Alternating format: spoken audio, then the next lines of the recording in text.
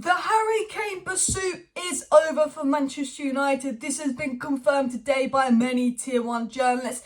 It is said United won't spend over 60 million on a striker this summer. So Gonzalo Ramos out, Osimhen out, Kane out. The only realistic option now, it seems, is Rasmus Hojlund to Manchester United. And it's appearing that United want a left winger, which says to me Ten Hag has plans to play Rashford and Hojlund as his centre forward options next summer, and instead of spending 120 million on Kane, put the other 60 million towards a goalkeeper. Diogo Costa and Hojlund instead of just Kane seems to be the focus for United. It's been confirmed we won't be going for Kane. Goalkeeper is now the priority, and United don't want to spend such a big part of their budget on a striker. Interesting news coming in about new Premier League rules for owners.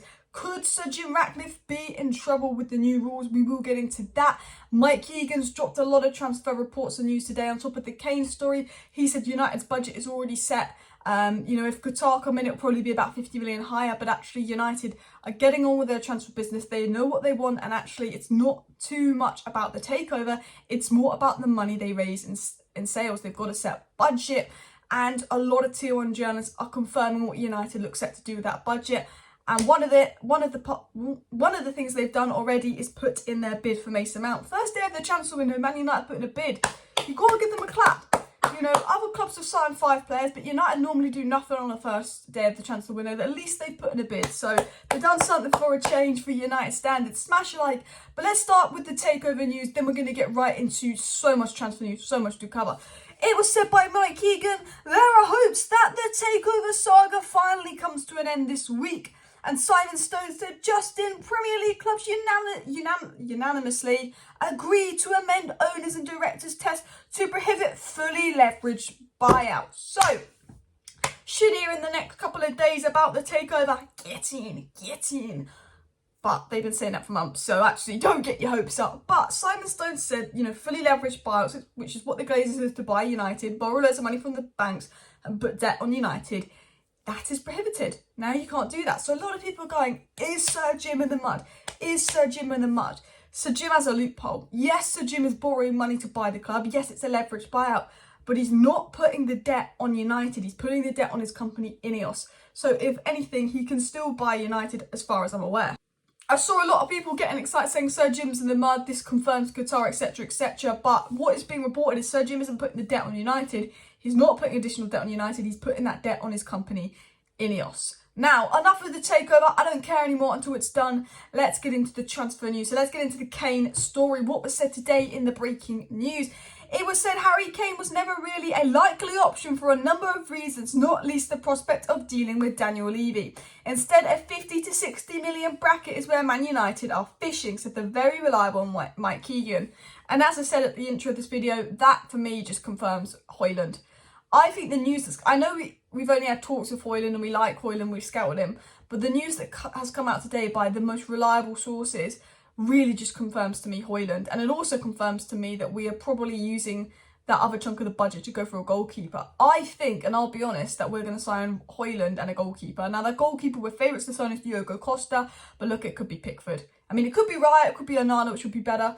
But I think the fact that they said the budget is 50 to 60 million, the only striker we've been linked to in that range is Rasmus Hojlund. I think that confirms him really is United bound for me, and potentially they'll look at a left winger. I did tweet, I think if United get Qatari owners, that left winger could be Neymar and Mbappe, but that would very much depend on Qatari owners. It was also said Ten Hag had made Harry Kane his primary target and is disappointed that it's fallen through. He understands Manchester United cannot go past a certain point when it comes to transfer fee and overall package. And again, Jamie Jackson confirmed the news. United are out of the race for Harry Kane. And I wouldn't be shocked if some Hojlund news moves quickly. We've put in a bid for Mason Mount. Mason Mount seems to be the deal we're working on, seems to be our first signing, seems to be United's first priority. But I'd really keep an eye on Hojlund, and I'm going to really keep an eye on the goalkeeper situation. I think Mount, Hojlund and a goalkeeper will be signed this summer. Hopefully another midfielder will be signed, but I think that will depend on how much we make through outs, because Mike Keegan said our budget depends on outs. Kim Min-jae depends on if Maguire goes or not. Bayern Munich also in for Kim Min-jae. It is news coming out today. And then potentially Qatar, there's a deal for Neymar and Mbappe to come in as that left winger. Rashford and Hojlund are the strikers. Or like even better, Mbappe, Rashford, split strikers, Bruno in behind, feeding them. that would be absolutely lovely. But we haven't even got Qatar yet, so let's stop dreaming. Continuing on with the news, and this was the most interesting bit of news today from Chris Wheeler. Manchester United have a striker, goalkeeper, left wing and centre-back on their list of targets this summer, and he said striker, midfield and goalkeeper are the priorities this summer. New centre-back and winger would be dependent on players being sold. So really good from Chris Wheeler here, and this is kind of, now you see why I'm confident we're going to get maybe Diogo Costa and Hojlund, because it said goalkeeper, midfielder and striker are the priorities. When Kane was being linked to us, it was just striker and midfielder because we couldn't afford goalkeeper. Seems that Ten Hag is focused on a goalkeeper, which might be why De Gea was talking about going back to Spain and trying to get moved back to Spain, because maybe Ten Hag told him you won't be number one. Seems very much like United want a goalkeeper, United want a midfielder, United want a striker, and they're probably going to split about 150 million between those three positions. No, I'm trying to think. Hojlund's about 50 million, Mount's about 50 million, Costa's about 50 million. So they'll probably spend 150 million on those three positions, and I think everyone else we sign will depend on outs. But a lot of people say, why left winger? Why left winger? We've got Ratcliffe, we've got Garnacho. Hojlund's not ready to lead that front line for United. You know, if you sign Harry Kane, then you sign Hojlund. But with Martial likely to be sold, or at least Ten Hag wanting him sold, and if he does play, he will only play one match a season because he's always injury prone. I don't think Ten Hag wants Hojlund, some 20-year-old, to lead the line, so he'll probably have Rashford as his main striker, and then he's got the left wing in there as, Sancho, Garnacho. Sancho's iffy in form, Garnacho's young, he'll want an established left winger. I think he'll dream of Mbappe, and that move could be possible with Qatar, and that is the dream left wing situation, but I have a feeling that's not going to happen. What else has come out in the transfer news today? Mike Keegan has said Manchester United's recruitment department is business as usual. The summer transfer budget is long set and work is going. The budget is not dependent on who takes over United. And he also said, inside the club, Man United admit they have a bloated squad. Accounts released earlier this year revealed more than 300 million outstanding in transfer fees. United's budget depends on not the takeover, but more player sales. So as mentioned earlier, just confirmation, Mike Keegan is very much saying this budget depends on player sales. And that might be true. I've always felt that the budget will just change when we have the takeover, and we won't do anything to the takeover sorted. But Mike Keegan, a very reliable source, is saying, well, United have got this budget and it will only go higher if they get Qatar, but it will only go 50 million higher if they get Qatar. So United have already got their list of transfer targets. They're making deals, offers, and they're working to get that done. And, considering that we made a bid for Mason Mount today, that's very believable news from Mike Keegan, because it was said by Matt Law. Manchester United are confident Mason Mount will not sign a new contract at Chelsea and are waiting to hear whether Chelsea will lower their price for him or let him go on a free next season.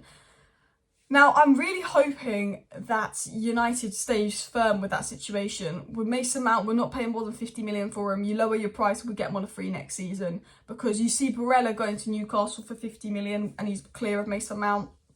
Rice going to Arsenal, Moises Caicedo potentially going to Chelsea. United are wasting around on Mason Mount instead of poor season with 1 year left on their contract, then we get everything we deserve. Barella 50 million to Newcastle. They've ended their McTominay interest in Newcastle because we asked for 40 million for McTominay. They went, well, we can get Barella for 50 million, so you can do one. And I don't blame Newcastle. But United obviously saying, if you don't know your amount of interest, we'll get them on a free next summer. And I think that's what United have done with Kane. And I wouldn't be surprised if United actually used their brains this transfer window and go, let's get Kane on the free next summer, because they've just walked away from Kane. Hopefully, if Chelsea are being hopefully if Chelsea are being stupid, then they just walk away from Mount, and they can maybe get Kane and Mount on the free next season, because that will send a message of we're done overpaying. Sorry, because I think, other club came into the Mount. Chelsea probably would sell for 40, 50 million. I think it's that United tax. People know we're stupid in the transfer market. What was said on Mason Mount today? What said Manchester United's message to Mount has been very clear in recent days. Mason is the priority target for the club, said Romano. And Romano said after Chelsea knocked down the 40 million opening bid for Mason Mount, United will try again with a second bid. So I think Mason Mount to United will probably end up happening. We are so focused on, and he is the number one priority target for United. United seem very determined to try and get a deal done for Mason Mount, or at least over the line. Romano saying he's the number one focus. We've told him that he wants to come to United. United will put in a second bid. And I think, United will say to Chelsea, look, we've walked away from Kane. He was our number one target. Mount's now number one target. But we don't have time to overpay. So you sell him or we'll get him on a free next summer, because that's what we plan to do with Kane. Which is good for United. Now, in other news, it was said that Moises Caicedo to United is possible, and United are a threat to Chelsea's pursuit of Moises Caicedo, and I actually just hope we end our interest in Mount and go for Moises Caicedo, because I don't think Mount, Bruno, Casemiro can really play together unless you're playing against a very defensive low block side. I think United needs someone like Moises Caicedo to come in, at least give Casemiro some cover, but also be someone that can play next to Casemiro. And I really hope that we do start looking at another midfielder. We need 2 midfielders, not 1. Mount doesn't solve our problems. Maybe if we play Luke Shaw inverted, it can work, but Moises Caicedo, him and Mount would be brilliant, because Moises Caicedo could play right back inverted. He could play, instead of Mount in some games, he could play as Casemiro backup. But for me, Moises Caicedo's got to be a midfield priority. Ten Hag's centre-back priority is Kim Min-jae. Now, it was said that United will only sign a centre-back dependent on player sales, and our only chance of getting Kim Min-jae is if Maguire goes, and Maguire is sceptical about going. He's not sure if he wants to leave. Maguire, please leave. And so our only chance of signing Kim Min-jae is if Maguire leaves.